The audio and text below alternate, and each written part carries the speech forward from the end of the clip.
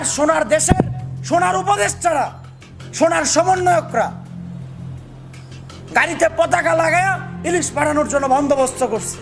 এখনো কেন মোদির প্রতি এত প্রেম থাকবে? হাসিনার প্লেটে ইলিশ পাঠানোর জন্য আপনারা ইলিশ পাঠাইতেছেন, এই খুনির জন্য ইলিশ পাঠাইতেছেন। ভারতে ওই পঙ্কজ দেবনাথ থেকে শুরু করে, বিপ্লব পোদ্দার থেকে শুরু করে, বাংলাদেশের থেকে যেগুলো পালাইছে খুন কইরা, ভারত যাদেরকে আশ্রয় দিছে, মোদি আশ্রয় দিছে, ভারতের নাম কেন নিচ্ছে? এই মোদি, এই বিজেপি সরকার, তারা এদেরকে, বাংলাদেশে খুনিদেরকে যারা আশ্রয় দিছে, এদের প্লেটে ইলিশ তোলার জন্য আজকে ইলিশ পাঠাইতেছে। আপনাদের কাছে প্রশ্ন, এই যে ডক্টর আসিফ নজরুল স্যার, আপনি যে বলছেন 2019 সালের আপনার ফেসবুক পোস্টটা তো ভাইরাল হয়েছে, আপনি তখন খুব সুন্দর করে লেখছেন যে সীমান্তে মানুষ হত্যা করে, হ্যাঁ, তারপরে আপনার বাংলাদেশে পানি চুরি করে, নদীর উপর অবৈধভাবে বাঁধ দেয়।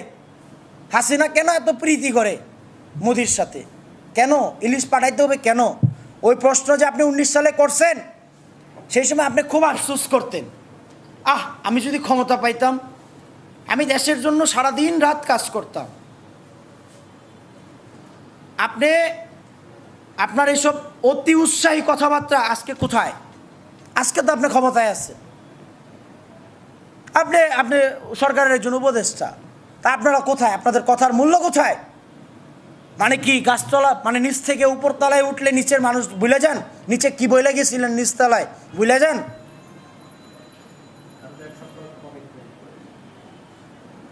কিছুদিন আগেও বললেন যে ভারত ইলিশ যাবে না। একটু আগে দেখলাম মৎস্য প্রাণী সম্পদের উপদেষ্টা, হ্যাঁ, উনি বলতেছে যে উনি জানে না। লাস্ট 1 ঘন্টা আগের খবর, উনি জানে না। উনি কি জানে? উনি জানে যে এটা তো বাণিজ্য মন্ত্রণালয়ের বিষয়। আরে মন্ত্রণালয় আর মন্ত্রণালয়ের মধ্যে অসমন্বয়তা কেন থাকবে? সমন্বয়হীনতা কেন নাই? কি উদ্ভট কথা! দায়িত্বশীল জায়গা থেকে থাইকা, মানে আপনি বলতেছেন যে বাণিজ্য মন্ত্রণালয় দিছে, এটা আমি জানি না। আরে মানে দায় সারা কথাবার্তা। আপনার দায়িত্বশীল জায়গা থেকে দায় সারা কথা বলতে পারেন না আপনি? বাণিজ্য মন্ত্রণালয় কি মৎস্য প্রাণী সম্পদ মন্ত্রণালয়ের পারমিশন ছাড়া এটা কি পাঠাইতে পারে? এগুলো কি ছেলে খেলার কথাবার্তা বলতেছি? এটা কি আমরা কি ওই যে ক্লাস ক্যাপ্টেনদের যে বৈঠক হয় ক্লাস 6-এ, আমি ক্লাস 6-এ ক্লাস ক্যাপ্টেন ছিলাম, ইন্টার পর্যন্ত ছিলাম। ক্লাস ক্যাপ্টেনদের 6-এ থাকতে 5-এ থাকতে এরকম ছেলে খেলার একটা বৈঠক হয়, গোল টেবিল বৈঠক হয়। এই তুমি শাপলা সেকশনের ক্যাপ্টেন, তুমি রজনীগন্ধার ক্যাপ্টেন, তুমি হচ্ছে কামিনীর ক্যাপ্টেন। তা আমি কামিনীর ক্যাপ্টেন ছিলাম। তা আমাদের মাঝখানে এইভাবে এরকম ছেলে খেলার মাঝে মাঝে বৈঠক হইতো যে তুমি এটা দাও তো, ওরে আজকে ছুটি দাও, ও একটু ভুল করছে আর মাফ করো। মানে কি এটা কি ওই ক্লাস 6-এর ক্যাবিনেটের ক্যাপ্টেনদের ক্যাবিনেট? এটা জাতির সাথে মশকরা করতেছেন, এই এত রক্তের সাথে মশকরা করতেছেন। এগুলার জবাব কিন্তু দিতে হবে, কারণ আমরা জবাবদিহিতার রাষ্ট্র ব্যবস্থায় তৈরি করার জন্য এত রক্ত দিচ্ছি। হাজার হাজার ছাত্র জনতা, লক্ষ লক্ষ মানুষ রাস্তায় নাইমা আসছে সাম্য মানবিক মর্যাদার বাংলাদেশ প্রতিষ্ঠা করার জন্য, বৈষম্যহীন বাংলাদেশ প্রতিষ্ঠা করার জন্য।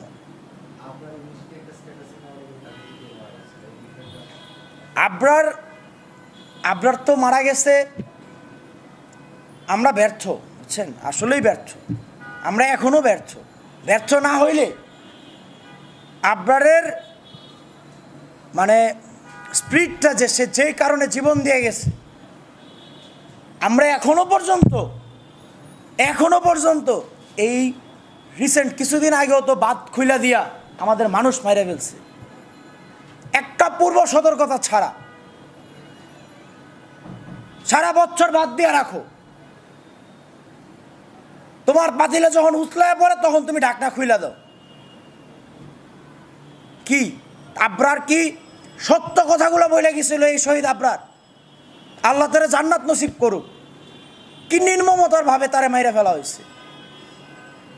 ওই আবরারে যারা মারছে তারা এখনো বিভিন্ন জায়গায় মানুষ মারতেছে। এই রাষ্ট্রটারও তারা মাইরে ফেলতেছে। এখনো সমন্বয়কদের ভিতরে ওই আবরার যে হত্যাকারী খুনিদের পেতাত্তারা এই সমন্বয়কদের ভিতরে ভর করে আছে।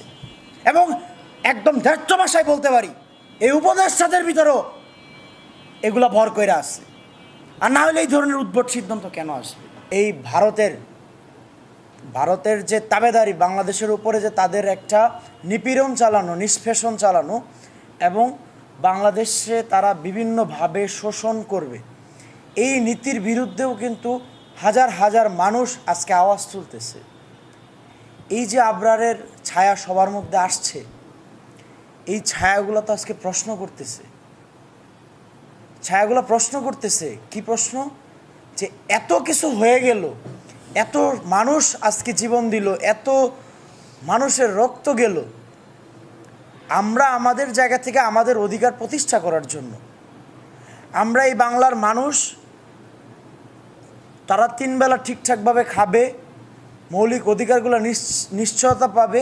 একটা দেশের থেকে কখন মানুষ রপ্তানি করে? যখন আমার দেশের মানুষ স্বয়ংসম্পূর্ণ থাকে, সেই পণ্যটা ভোগ করে বা আমার উৎপাদিত সেই ফসল ভোগ করে যখন আমার দেশের মানুষ স্বয়ংসম্পূর্ণ থাকে এবং সেটা ক্রয় ক্ষমতার মধ্যে থাকে, তারপরে সেটা রপ্তানির জায়গায় যায়।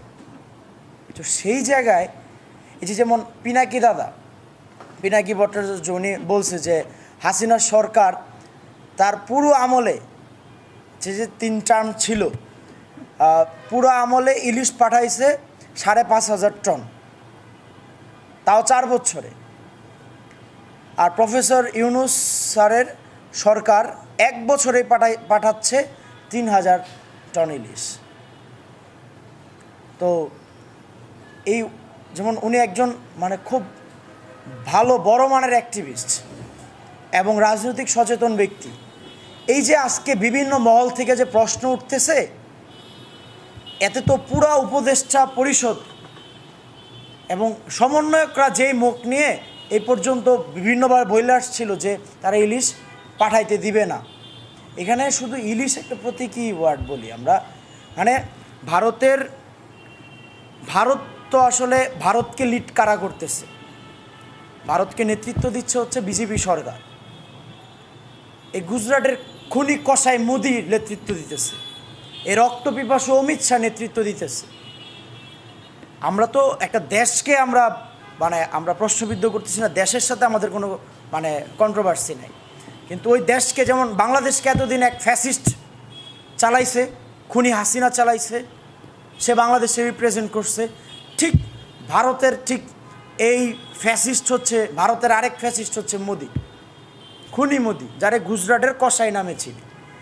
এই গুজরাটের কসাইরে তুষ্ট করার জন্য খুনি হাসিনা সরকার এত বছর পর্যন্ত বাংলার মানুষের না খাওয়ায়া, বাংলার গরিব দুঃখী মানুষের মুখে ইলিশ না উঠায়া, সে তাদের প্লেটে, ওই দাদাদের প্লেটে ওই ভারতীয় আগ্রাসন যারা এই পর্যন্ত বাংলাদেশের উপর চালাইছে তাদের প্লেটে ইলিশ তুলে দিছে। সেম কাজটাই তো হইল।